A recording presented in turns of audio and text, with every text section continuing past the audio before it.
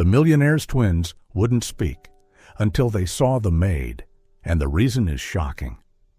The Ramirez mansion stood on a quiet hillside outside San Francisco. From afar, it looked like a symbol of success. Glass walls gleaming in the sun, an infinity pool overlooking the bay, a perfectly manicured garden.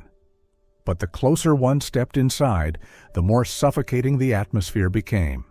It was no longer a home but a museum where every sound of life had been buried.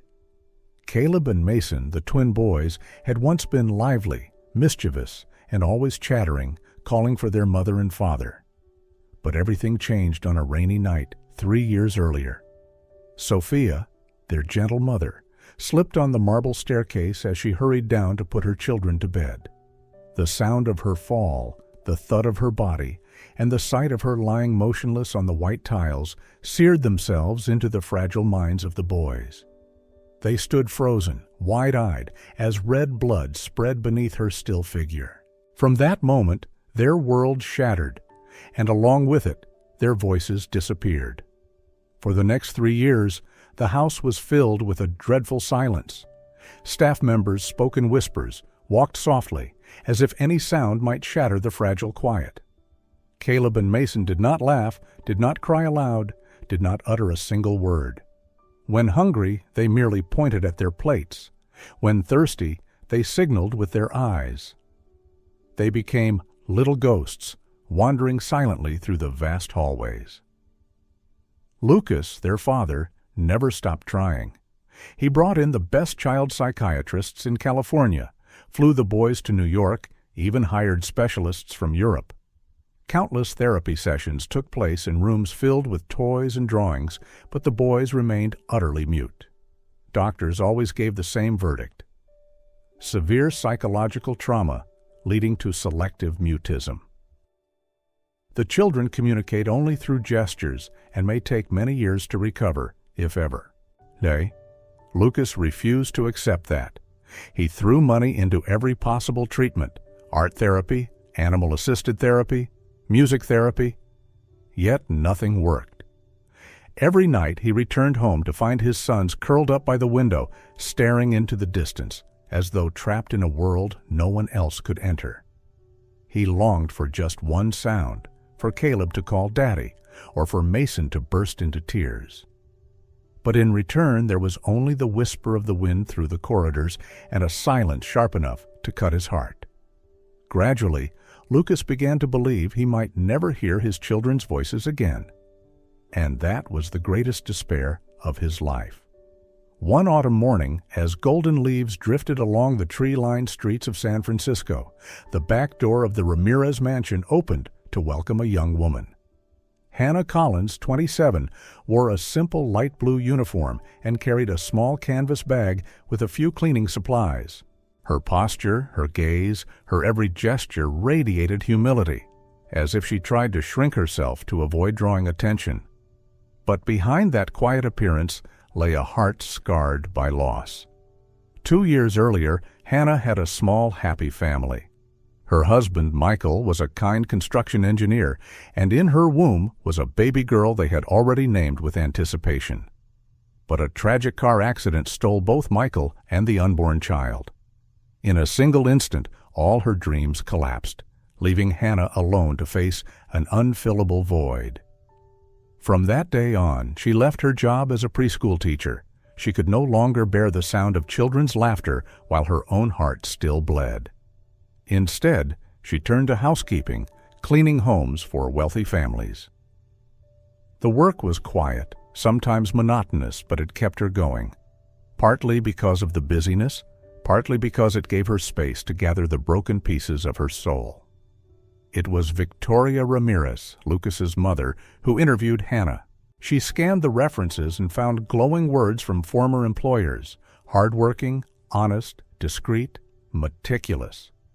For Victoria, these were the essentials. She did not notice that in Hannah's eyes lay something deeper, the unspoken empathy of someone who understood loss all too well. On Hannah's first day at work, Lucas was absent, lost in the pressure of corporate meetings.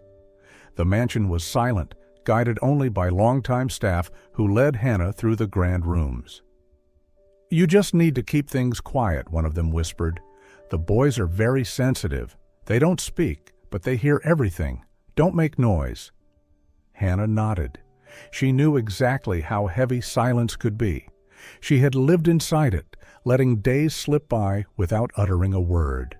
As she stepped into that cold, muted house, Hannah did not yet know that with her own silence and her broken heart, she would bring back the first sound it had heard in 3 long years. That morning, pale sunlight filtered through the massive glass windows of the living room, casting a glow on the thick beige carpet. Hannah began her work like any housekeeper would, vacuuming, dusting, arranging things neatly. She worked in silence, humming softly a familiar melody, a lullaby she once whispered to the daughter who never had the chance to be born. The tune was delicate, almost like a prayer, drifting into a space that had known only the sound of a vacuum cleaner.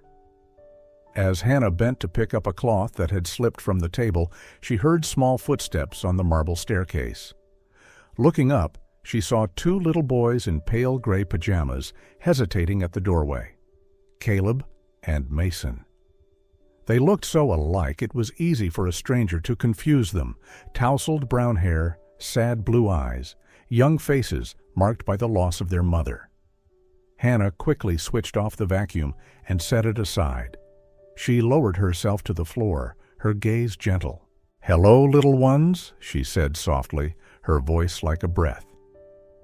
"My name is Hannah. I'm here to help take care of your home." The twins didn't answer. They only stared silently. Yet Hannah noticed something different in their eyes, a spark of curiosity, as if for the first time in years they felt drawn to someone new. She smiled, then turned back to her work, but this time she kept humming. The lullaby spoke of tiny angels guarding children's sleep. Caleb slowly stepped forward, his bare feet pressing into the carpet. He bent down, picked up the dropped cloth, and handed it to her. Hannah accepted it with a radiant smile. "Thank you, Caleb. That was very kind of you." Caleb froze. His eyes widened in surprise. How did she know his name? Hannah remembered Victoria had mentioned them earlier, but to the boy it felt different, as if this woman had always known him. Mason took a few steps closer, standing beside his brother. When Hannah walked to the bookshelf, he pointed toward an old fairy tale book. Hannah pulled it down and asked gently, "Do you like stories? This used to be my favorite when I was little." She sat cross-legged on the carpet and opened the book. The boys quietly approached and sat beside her, one on each side. Hannah began reading Beauty and the Beast, changing her voice for each character, adding dramatic gestures until their lips curved into faint smiles, the first in 3 years. When the tale reached its climax, as the Beast transformed into a prince because someone had truly loved him, Caleb rested his head against Hannah's arm. Mason mirrored him on the other side. And then the miracle happened. Mason, eyes glistening with tears, whispered a single word, small, fragile, but thunderous in the silent room. "Mommy?" Hannah froze, her heart skipping a beat. Caleb looked at his brother, then repeated it, louder this time. "Mommy?" The word reverberated through the house, breaking 3 years of silence. Upstairs, Lucas was in a video conference when the sound reached him. At first, he thought he had imagined it, but as the voices echoed again, he froze, dropping his phone, realizing with shock it was his sons, the voices he had prayed for every single night.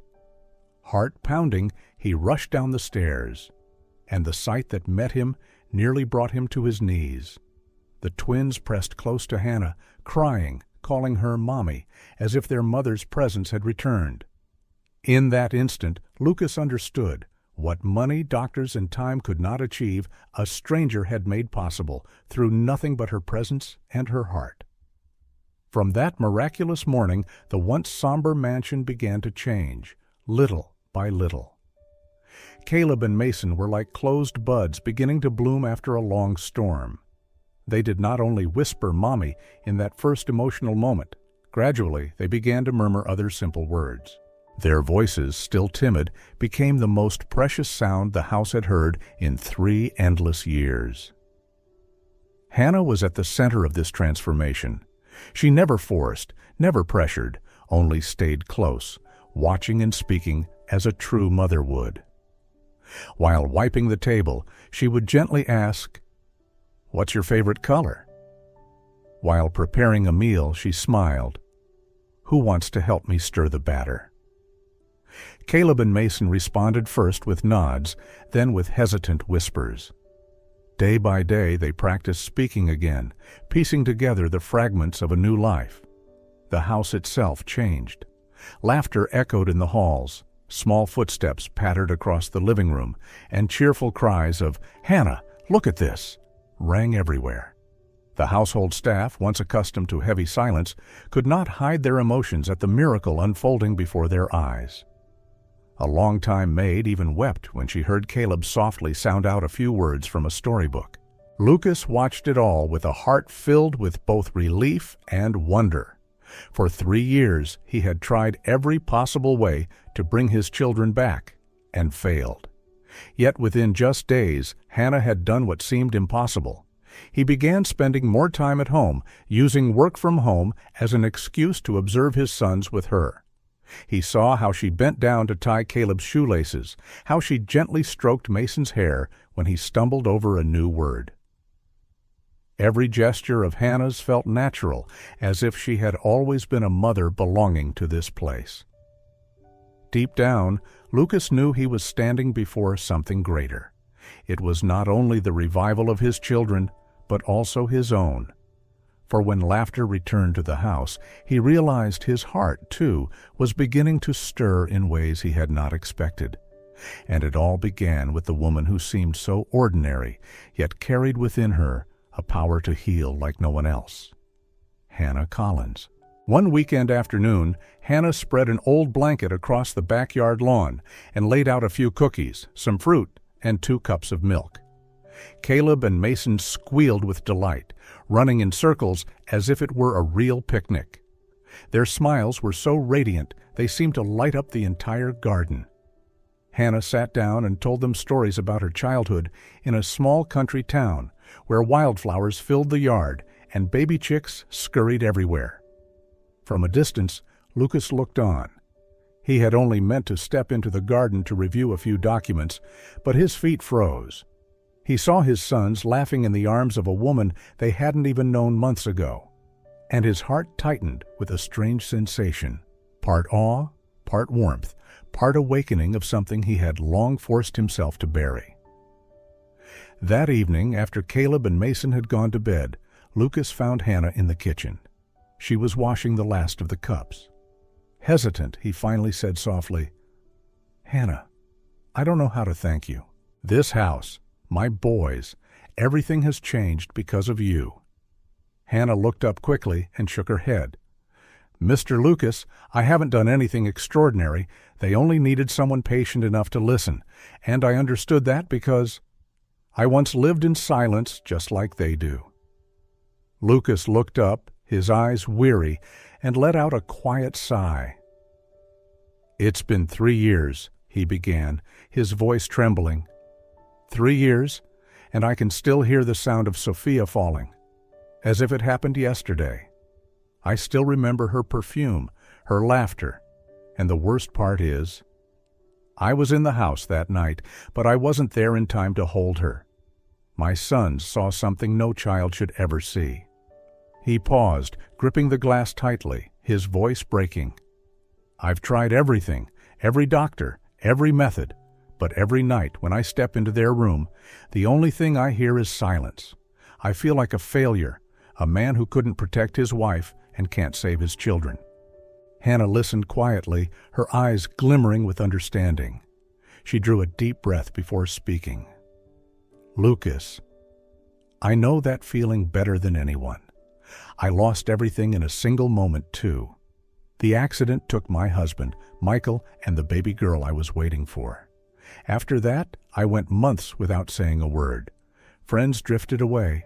Family had no words to console me. I thought I had died with them, leaving only an empty shell to walk through each day. Her voice faltered, then steadied with resolve. Maybe, because I lived in silence for so long, I can understand Caleb and Mason. I can't bring back the mother they lost, but I can give them the sense that they are not alone. Lucas looked at her for a long time, as if seeing his own reflection in her eyes. In that moment, they were no longer an employer and a housekeeper, but two wounded souls finding solace in each other. And from that profound empathy, an invisible thread began to bind their hearts, slowly but firmly, like love being born from the very fragments of pain. In the days following that late-night conversation, the atmosphere inside the Ramirez mansion changed noticeably. Lucas and Hannah didn't need to speak it aloud, but both could feel a special bond quietly forming between them. Caleb and Mason showed their attachment to Hannah more openly each day, rushing to the door each morning when she arrived, chattering about little things, begging her to read stories or hum lullabies. For Lucas, it was the first time he felt true light return to the house, not only because his sons were slowly healing, but because he himself felt resurrected from grief. Hannah's presence was like a hidden spring, quietly filling the dry, empty spaces in his heart. Yet, just as everything seemed to be settling into a fragile peace, a storm was quietly brewing. The one person who had never accepted Hannah, Victoria, Lucas's mother, began to notice more closely the unexpected closeness between her son, her grandsons, and the young housekeeper. And in her sharp eyes, Hannah was not a savior, but an outsider, slowly forcing her way into the family. Victoria Ramirez had long been the commanding force in the family. Having spent her life as the wife of a successful businessman, she was used to control, convinced she was always right. After her husband's passing, she poured all her love and expectations into Lucas, determined that he uphold the Ramirez name. To her, nothing mattered more than the family's reputation and image. So when she noticed the unusual changes at home, the laughter of Caleb and Mason returning, the warmth in Lucas's eyes whenever he looked at Hannah, Victoria felt uneasy. At first, she observed silently. But one afternoon, when she caught Lucas and Hannah talking on the porch, his gaze was no longer just gratitude, but something deeper. Victoria knew she had to intervene. "Lucas," her voice was sharp as she approached, freezing the air. "I need to speak with you, alone, now." In the living room, she wasted no time. "Do you realize what's happening? You're letting a stranger into this family. Hannah is nothing more than a housekeeper. She knows you're vulnerable. She knows the boys are fragile, and she's using that to claim a place that isn't hers." Lucas stiffened. "Mother, that's not true. Don't you see? Because of Hannah, Caleb and Mason speak again. No doctor could achieve that, but she did." Victoria snapped. "Which makes it all the more dangerous. A widow with debts, who lost her husband and unborn child, suddenly appears at the perfect time and wins the trust of you and your sons. Do you really think that's coincidence?" The words cut like knives. Hannah, standing near the doorway, had overheard everything. Her face drained of color, her eyes filling with tears. She stepped inside, her voice trembling. "Mrs. Ramirez, I never thought about money or position. I only wanted the boys to feel loved." But Victoria was merciless. "Silence. Do you think you deserve it? Who are you to replace Sophia? My daughter-in-law was perfect. No one can take her place. And you're only exploiting pity."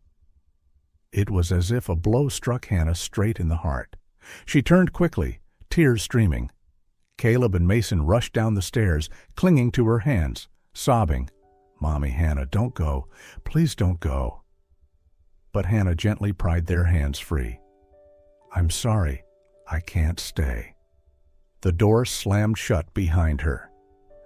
In the living room, Lucas turned on his mother in fury. "You've just driven away the only person who saved my children. but his words fell into emptiness. That night, Caleb and Mason refused to eat. They cried themselves to exhaustion before falling asleep. The next morning, they still refused, demanding only the meals Mommy Hannah used to make.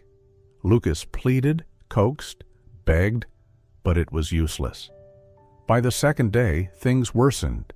They refused school, sitting silently by the window, waiting for Hannah. By the third day, their bodies weakened, lips cracked, and Caleb collapsed in his father's arms. Lucas panicked, calling the doctor. The diagnosis: both boys were entering severe malnutrition and acute depression. Without immediate change, the consequences could be dire. And in that moment, Lucas understood. His mother's blind opposition had pushed the family once more to the edge of tragedy. 3 days after Hannah's departure, the Ramirez home was in chaos. Caleb and Mason had become like shadows, refusing food, refusing play, their eyes fixed on the window as they waited for a familiar figure. Lucas was exhausted, torn between work and the desperate attempt to soothe his sons. Each time he heard their sobbing cries of "Mommy Hannah," it felt as though his heart were being crushed in someone's fist.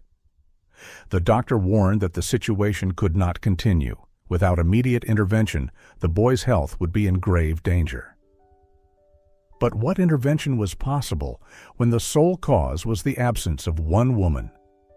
Lucas felt cornered, helpless. In despair, he began searching for Hannah everywhere. He called her old number, only to hear the empty voice of voicemail. He went to the small apartment she once lived in, only to be told by neighbors that she had left early one morning with a single suitcase. Every lead closed like a cold door, leaving Lucas with mounting fear. And then, just as hope seemed to run dry, an unexpected call from the hospital came. News that would change everything. The phone vibrated in Lucas's hand. A nurse's urgent voice spilled through the line. "Are you Lucas Ramirez? We have a patient named Hannah Collins. She listed you as her emergency contact. She was admitted last night in critical physical and emotional exhaustion."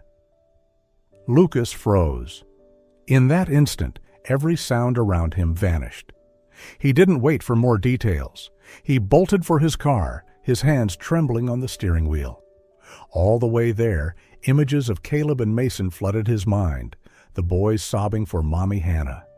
He whispered to himself, voice breaking, "If I lose her, how will I look into my son's eyes?"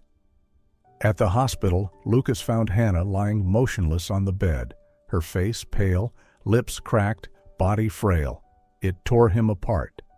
A doctor approached. She collapsed from severe depression and exhaustion. Physically, we can treat her, but emotionally, she's on a dangerous edge. The only thing that can bring her back is a reason to live. Lucas sat beside her, clasping her cold, limp hand. That hand once held Caleb's when he whispered his first words, once stroked Mason's hair after a nightmare. Now it lay lifeless in his palm. "Hannah," his voice cracked, "you gave my children a miracle. You think you're an outsider? No, you're our life." Her heavy eyelids fluttered open. She saw him faintly, and a single tear slid down her cheek. "Lucas, I can't. Your mother was right. I'm just an outsider, a foolish maid. If I stay, I'll destroy your family." It felt like knives slashing through his heart. He tightened his grip, trembling. "No, you're wrong. My family has been broken for 3 years. You're the one who pieced it back together. You made Caleb and Mason smile. You gave me hope. You call it delusion? No, Hannah, it's a miracle, and I won't lose that miracle again." He reached into his pocket, pulling out a small box. Inside lay a simple ring, unadorned but sincere. He placed it in her hand, his eyes red with tears. "Hannah Collins, will you marry me? Not because I need a housekeeper, not because I pity you, but because I love you, because Caleb and Mason love you, because this family only truly lives with you in it." Hannah broke into sobs. The tears weren't just from emotion. They carried fear. She shook her head weakly. I'm so afraid. I lost my husband, my child. I'm afraid if I love again, I'll lose everything again. I'm afraid I'll bring pain to you and the boys." Lucas cupped her face, eyes unwavering. "You don't bring pain, Hannah. You bring healing. Do you know Caleb and Mason haven't eaten, haven't slept for 3 days because they miss you? When you left, their hearts shattered. You're not fear. You are their salvation." In Hannah's mind, images of the boys flashed vividly, their tearful blue eyes, their trembling voices calling, "Mommy, Hannah." Her heart ached, then softened. She realized she had come to love them as her own flesh and blood, and she had fallen for the man before her, unafraid to break down, unafraid to weep. Through her tears, Hannah nodded. "Yes, I will. I'll come back. I won't abandon this family again." Lucas bowed his head into her hands, sobbing. To him, it was more than a proposal accepted. It was the lifeline pulling his family back from the brink of tragedy into the light of life again. That night, Lucas stayed by her side, not daring to let go of her hand. And when dawn broke, hope returned with the morning sun. Gently, he whispered, "We have to go home. Caleb and Mason are waiting for you."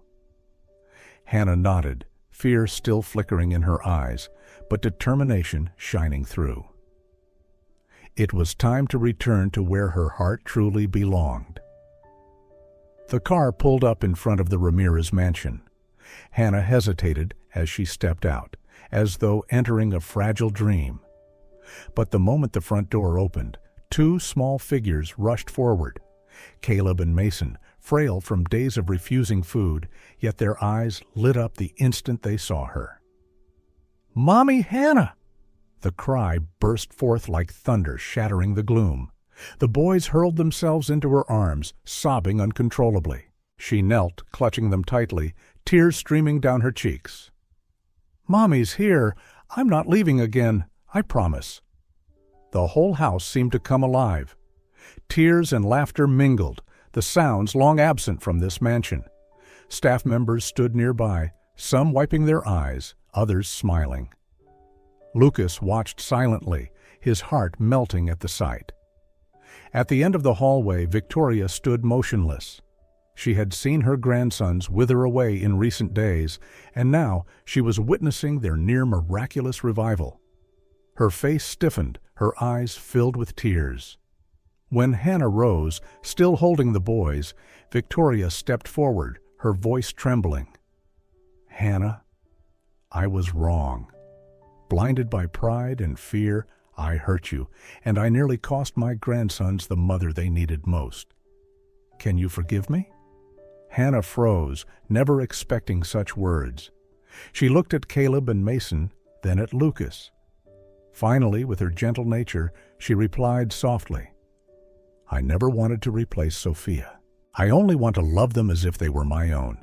If you accept that, I promise to spend my life doing so." Victoria broke down, clutching Hannah's hand. "From this moment, you are part of this family. Thank you for bringing my grandsons back."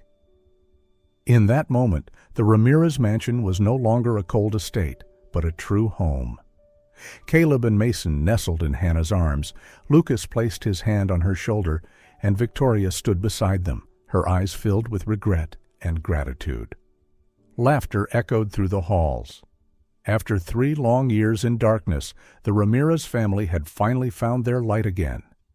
2 years had passed since that fateful day. The Ramirez home had changed beyond recognition. Once somber and cold, it was now filled with children's laughter, the aroma of family meals, and new memories woven into every corner. Lucas and Hannah had officially married in a small, intimate ceremony, surrounded by family and close friends. No extravagance, no grandeur, just a sacred moment where 2 hearts once broken found peace in each other. Victoria sat in the front row, tears streaming as she watched her son take the hand of the woman she had once opposed, now the daughter-in-law she deeply cherished. A year later, baby Grace was born. Holding her daughter in her arms, Hannah wept, not from sorrow over the past, but from the joy of a new beginning. "You are Mommy's second miracle," she whispered. Lucas kissed the foreheads of both mother and child and murmured, "You are proof that we are healed." Caleb and Mason, now 7, were healthy and full of life. No longer silent shadows, they had become devoted older brothers. They took turns cradling Grace, singing clumsy lullabies, even competing over who would teach her to walk and talk. Hannah smiled as Mason solemnly declared, "I'll protect Grace from everything bad." Caleb quickly added, "And I'll teach her how to ride a bike, and bake cookies too." The house pulsed with energy. Chirping cries of "Mommy Hannah," "Daddy," and "Baby Grace" echoed through the halls. Dinner tables were no longer 3 lonely seats, but 5 voices laughing and sharing stories. Even Victoria had changed. She often visited, holding Grace tenderly, her eyes softened with warmth. Once she whispered to Hannah, "Thank you for giving me another chance. You've given this family a new life." One afternoon, Lucas stood on the porch, watching his 3 children play in the garden. Caleb and Mason running in circles, while Grace sat in Hannah's lap, tiny hands waving at her brothers. His heart brimmed with gratitude. He had once believed he had lost everything when Sophia died. But now he understood. Love never disappears. It transforms. And from the ruins, a new family had been reborn. Their happiness was not perfection, but healing. They still remembered Sophia, like a star shining from afar. But now they had Hannah, who had turned grief into strength, silence into laughter. And so, after years in darkness, the Ramirez family had finally found their light. A light everlasting, the light of love. A true family is not defined by blood, but by love powerful enough to heal the deepest wounds.